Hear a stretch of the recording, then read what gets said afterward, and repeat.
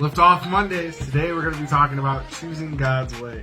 Yes, so we got this new book, Bible Promises for Teens.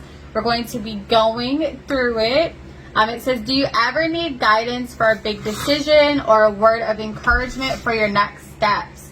The Bible is the place to find both. On the days you doubt your faith, on the days you're not sure how to pray, on the days when you need wisdom on how to fix a relationship or build your faith, the scriptures inside Bible Promises for Teens were chosen to lift you up and cheer you on. Here are God's promises for you, okay? So we're going to start with the first section here called Choosing God's Way. It says, whether you realize it or not, a spiritual battle is going on all around you. Satan is fighting for your heart, and he will make sure you have a hard time choosing the right path. So be prepared to fight to choose God's way, the right way. And the scripture that we are going to read is 1 Corinthians 10:13. It says, no temptation has come upon you except what is common to humanity. But God is faithful. He will not allow you to be tempted beyond what you are able. But with the temptation, he will also provide the way out so that you may be able to bear it. Yes, that's really good. So for teenagers, I feel like when you are a teen, there are so many different situations where you are under peer pressure, where you are faced with an opportunity to choose to do the wrong thing or choose God's way. So that scripture is saying that he gives you a way out. You just have to accept that way out. Rather that's like, I think for me being a teenager, like I could have been a smoker, I could have been a drinker, I could have snuck out. Like there's so many opportunities to do crazy stuff as teenagers, but you have to have the opportunity to be like, nope, I'm not doing that. I realize that that is not the right thing to do. I'm going to choose another route. I'm going to choose to go God's way.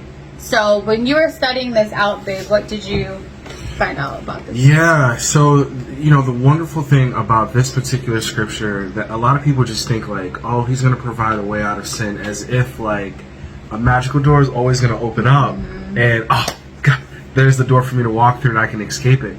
But when you really dive into it, what the scripture is talking about is that God will always bring to you, whether it's some level of comfort, some level of peace, a scripture, his word.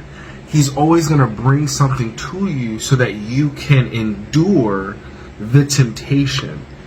And then in that second part where it says so that you can bear it, that is so that you can not only endure the temptation, but be stronger on the other side of it. And that way it's symbolic of joining in with Christ and his conquering over sin. We take part in that.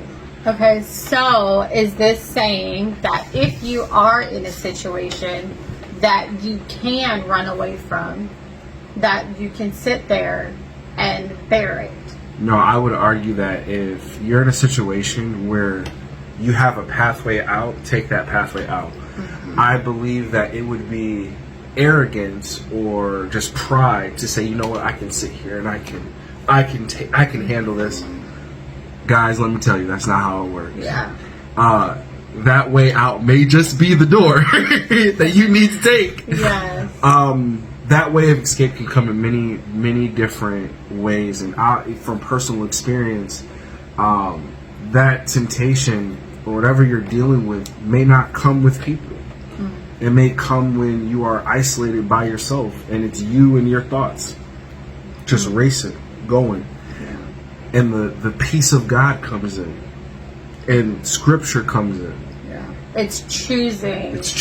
The opposite. Satan is gunning for your heart. Absolutely. Satan doesn't want you to enjoy the benefits that being a part of the body of believers, what all comes with that. He doesn't want you to enjoy that. On that note, guys, your homework this week is going to be super simple. We want you guys to pay attention to the Zero Gravity Facebook page. Yes. We have several scriptures from this topic that we will be posting all week long. So we look forward to hearing from you guys, and see you next week. Yeah.